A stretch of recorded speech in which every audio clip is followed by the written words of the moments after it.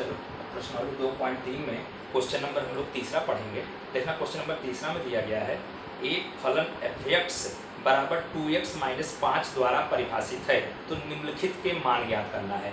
तो फलन f(x) बराबर 2x माइनस 5 दिया गया है और निम्नलिखित के मान ज्ञात करना है। पहले है f0, यहाँ f0 बराबर, अब यहाँ f(x) में जहाँ जहाँ x है वहाँ वहाँ 0 लिखेंगे। यहाँ 2x माइनस 5 है, 2 गुणे 0 माइनस 5, तो यहाँ पर 2 गुणे 0 बराबर 0 माइनस 5।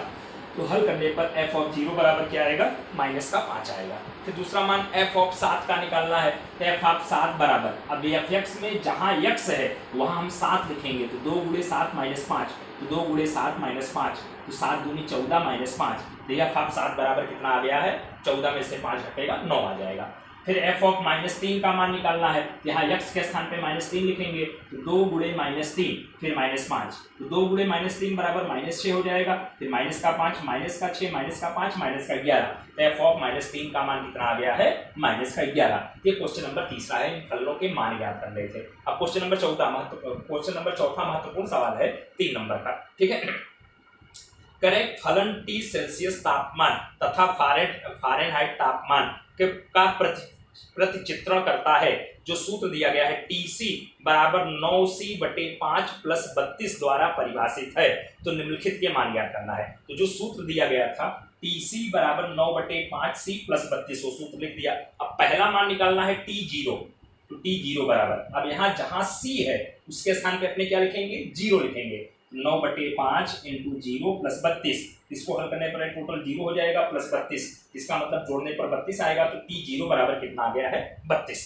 अब उसके बाद देखना दूसरा हमको निकालना है T28 का मान, यहाँ पर T28, यहाँ C के स्थान पर 28 लिखेंगे, तो 9/5 गुणे 28 प्लस 32, इसका मतलब अब यहाँ पर आगे क्या किया हूँ, 9 में 28 का गुणा करके 5 का भाग दे दिया हूँ, हल करने पर 50.4 आया प्लस 32, और इन दोनों को जोड़ेंगे तो कितना आएगा, 82.4 आएगा। इसका मतलब T28 का मान कितना आया है, 82.4। फिर उसके बाद T-10 निकालना है, यहाँ पर T-10, अब C के स्थान पे -10 लिखना है, यहाँ 9/5 C के स्थान पे -10 प्लस 32, अब यहाँ पर प्लस माइनस माइनस होगा तो आगे माइनस लिख दिया, 9 गुणे 10/5 प्लस 32। अब यहाँ पर अगर इसको हम काटेंगे तो 5 दूनी कितना होगा 10, अब 9 दूनी 18, माइनस का 18 प्लस 32, अब 32 में से 18 घटाएंगे 14, इसका मतलब T-10 का मान कितना आया है, 14 आया है। अब उसके बाद आगे निकालना है C का मान, जब TC बराबर 212, तो हमको C का मान ज्ञात करना है, जब TC बराबर कितना है, 212, तो TC बराबर 212 लिख दिया। अब TC का मान कितना है, 9/5C प्लस 32,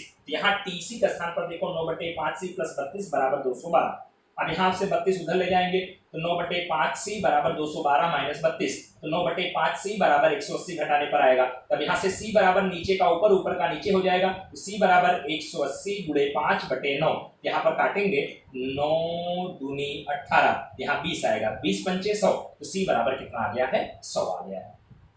ये क्वेश्चन नंबर चौथा का महत्वपूर्ण सवाल है। अब क्वेश्चन नंबर पांचवा है, करें निम्नलिखित फलनों के परिसर ज्ञात करना है, ठीक है। अब यहाँ पर देखो दिया गया पहला सवाल, f(x) बराबर 2 माइनस 3x और x बिलोंग्स टू R है और x का मान 0 से बड़ा है। इसका मतलब क्या है, हमको धनात्मक वास्तविक संख्या के रूप में x का मान लेना है, मतलब x का मान धन वाली संख्या लेना है। तो x का मान मतलब धन का मतलब 0 से बड़ा, अब 0 से बड़ा 0.1 भी हो सकता है, 0.2 भी हो सकता है, 1 भी हो सकता है, 2 भी हो सकता है, मतलब 0 से बड़ी जितनी संख्याएं सब लेनी है।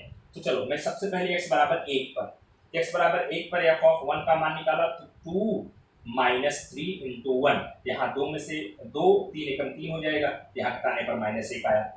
x बराबर 2 पर f ऑफ 2 का मान 2 माइनस 3 इंटू 2, यहाँ पर 2 माइनस का 6 हो जाएगा, घटाने पर -4 आया।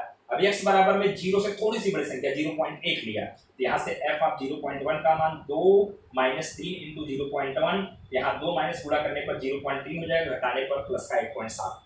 तो यहाँ पर आप देखेंगे जो मान प्राप्त होगा, ऋणात्मक संख्या तो प्राप्त होगी, लेकिन धनात्मक संख्या 2 के पास तक प्राप्त होगा, क्योंकि 2 माइनस 3x है, एग्जैक्ट 2 नहीं आएगा, उसका मान 2 से थोड़ा सा कम ही रहेगा।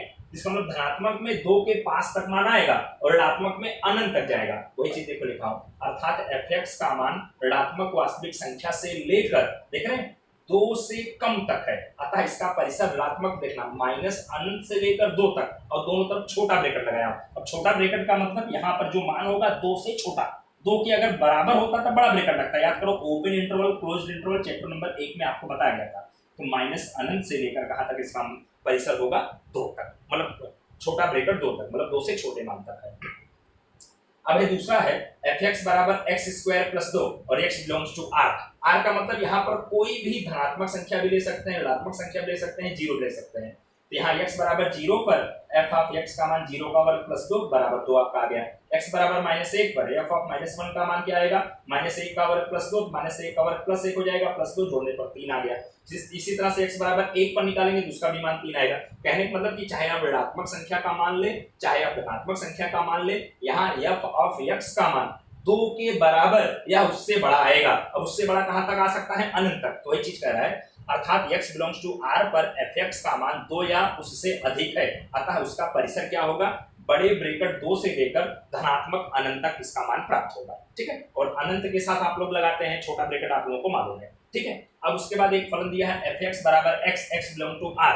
कहने का मतलब कि हम x का जो मान लेंगे fx वही मिलेगा। x बराबर 0 पर fx 0, x बराबर 1 पर fx 1, x बराबर -1 पर fx -1। कहने का मतलब जो x का मान होगा वही fx का मान होगा। अब x बिलोंग्स टू r है, इसका मतलब fx का मान भी इसमें आएगा, r में आएगा, अतः f का परिसर क्या आएगा, r। r का मतलब r का मतलब वास्तविक संख्या है। कहने मतलब किसी भी वास्तविक संख्या पर fx का मान वही वास्तविक संख्या प्राप्त होगा, इसका परिसर आपका क्या गिना जाएगा, r गिना जाएगा। इस तरह से प्रश्नावली 2.3 आप लोग खूब अच्छे से तैयार कर लेना। ठीक है, बहुत महत्वपूर्ण है। अब इसके बाद विविध प्रश्नावली आपकी बची है। ओके।